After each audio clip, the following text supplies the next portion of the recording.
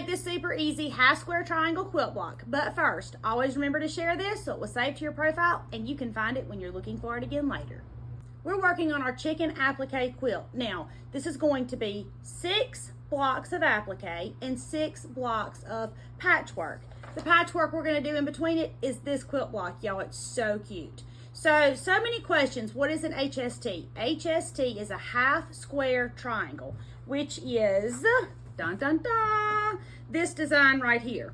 And you can take this same half square triangle sewn together and turn it different ways and have a million different quilt blocks. Today, we're going to do this one. So our quilt block is going to be 18 inches by 18 inches because that's the size that I cut my pieces for my students. The applique is 18 by 18, so our quilt block is going to be 18 by 18 so that it fits seamlessly in between each applique. Our instructions say that we're supposed to cut the squares 6 7/8. So we cut them 6 7/8, and then we cut them across in a diagonal. And then the solid squares, which would be this piece, and this piece, all need to be 6 1/2 inches. So we cut these 6 1/2 inches. So now let's lay our block out to see what it's going to look like. And I'm like y'all, the hardest part about a sewing project is deciding what fabrics and where they go. This is what I want mine to look like. Now I chose to use all of these peachy kind of colors so that I would get the design that's in here. I used all of these the same. These 3 solid blocks are the same. And all of this light pink is this pretty blue. All of the dark pink are these pretty peachy colors. But you can use all different colors. You don't have to do what I'm doing. You make it your way. So the first thing I'm going to do, I've laid it out and I know what I want it to look like, is I'm going to turn all of my half square triangles on top of each other like this. And I'm going to sew those together. I'm going to sew these with a straight stitch and a 1/4 inch seam. I'm going to pick it up and I'm going to start sewing here. And I'm going to sew all the way down. I'm going to back stitch when I start and when I stop. And I'm going to chain piece mine. Now, I didn't take a photo when I started, and I would have, but I was filming for y'all. But I recommend you take a photo when you start, and then you won't have to reinvent the wheel when you finish sewing them together and start to put them all back out. Because I'm going to have to use my noggin to figure out this quilt layout again.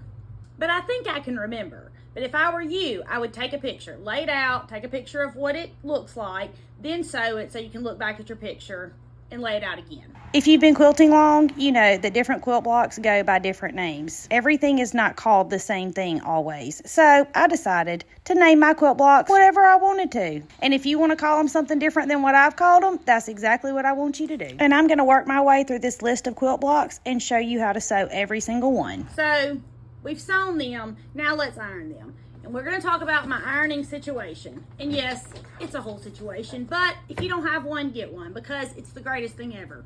Missouri Star Quilt Company sent me this Aliso iron, and y'all, it's incredible.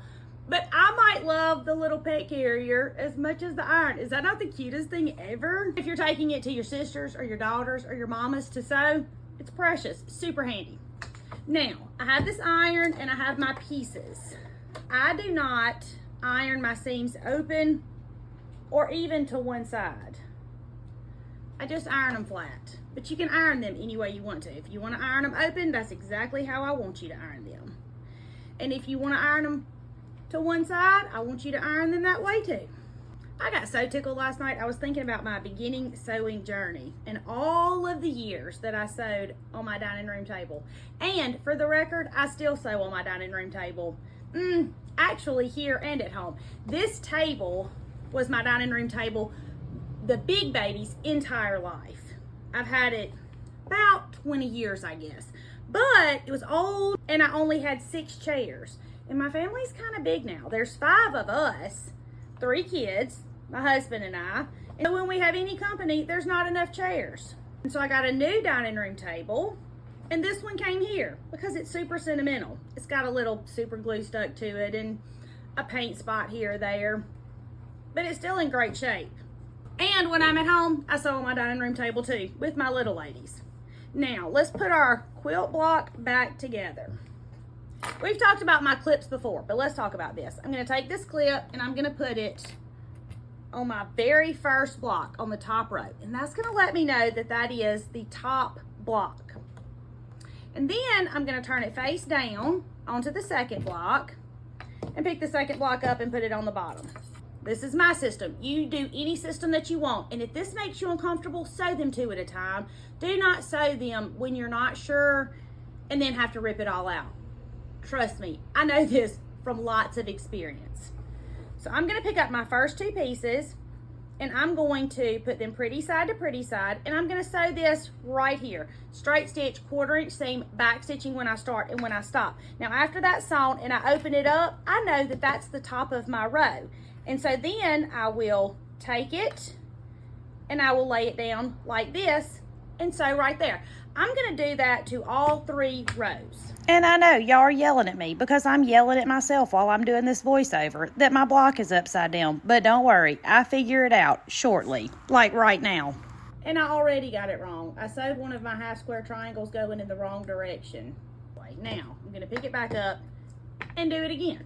A new cutting cheat sheet posts on my Facebook page every Friday for a different quilt block, and there's a link so that you can get the free printable. So be sure you click the link and get the printable and all the other printables that are there too. And every week I'm going to walk you through how to create another one of these quilt blocks from the cheat sheet. So y'all follow along, and you could make an entire quilt out of this, or you could do like I'm doing and put appliques in between. But you do whatever makes you comfortable, whatever brings you joy, and whatever makes your sewing happy, because that's really what this journey is about. It's not about the finished project. It's about the process of getting there. We've sewn them wrong, pulled it out, and re-sewed it. Now I think we've sewn them correctly. Now we're going to iron these and sew them together. Y'all know heat resistant pad, wool mat from Walmart. Linked in my Walmart storefront that's in the caption if you're looking for it. If you've ever thought about piecing blocks together, but the tiny pieces intimidate you, this is what you want. You want something big and fast, and it'll help you get better at meeting your points and making sure that your seam allowance is the same before you start working with tiny pieces. Now y'all remember, I teach beginners, and my beginners do not want to sew the itty bitty pieces. They want something that they can finish, that's not super intimidating, and that they can take with them when they go home and work on it by themselves and not have to have me standing over their shoulder. So they pick out their quilt, I cut their pieces, I show them just like I'm showing y'all. They take it home and work on it or not, whatever they want to do. Some of them can't get enough of it, and some of them love the socialization of sewing classes. So I have some of both, but it's important to me that if they desire to work on it at home, that they can. Now we've sewn our pieces into rows. We're going to take one row, turn it pretty side to pretty side, and we're going to sew down this side. Straight stitch, 1/4 inch seam, back stitching when you start and when you stop, and make sure that these seams match right here.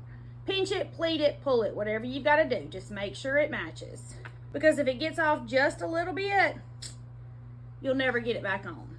No one's going to notice if it's pinched, pleated, or pulled, but they will notice when it's that much longer at the end. So let's don't do that, okay? Pinch it, pleat it, pull it. Whatever you got to do, make sure your seams match. Sew this one together, open it up, and then sew the 3rd row together. I'm super excited to see the quilts that y'all are making, so be sure to email a photo to hometownquiltcompany@gmail.com. Now remember, I put my clips at the top because when I just pulled it out of my sewing machine, I laid it this way, and although that's gorgeous, that's not what I'm going for. And these clips reminded me this was the top of my quilt block. So I turned it back around, and then I'm going to sew this row. Same way, straight stitch, 1/4 inch seam, back stitching when you start and when you stop, because my grandma said so. Every time a Sew and Tell runs, you are inspiring people. You are inspiring people with your creativity, your fabric choices, and the projects that you've made. You inspire me every single day. I took my clips off and now I'm ironing it. I'm going to show y'all what it looks like. And when you're doing yours, this iron is so hot. When you're doing yours and your points don't match exactly, so what? No one cares. No one. I promise. Whoever you're making this precious treasure for is not looking at it to see if your points match. Because ask yourself, have you ever gone into the back closet and looked at Grandma's quilt to see how she did her binding? No, not one single time. Because that's not what's important to you. What's important to you is all of this love that was poured into this project for you. The fabric was picked for you, the design was picked for you, and it was made for you. So you remember that's what they're thinking when you give it to them. So if your points aren't perfect, no one cares, I promise. Here's our sun tea block. Now, I can't wait to see the ones that you make. My name is Tammy. I'm your favorite sewing teacher, and I would love for you to come sew with me.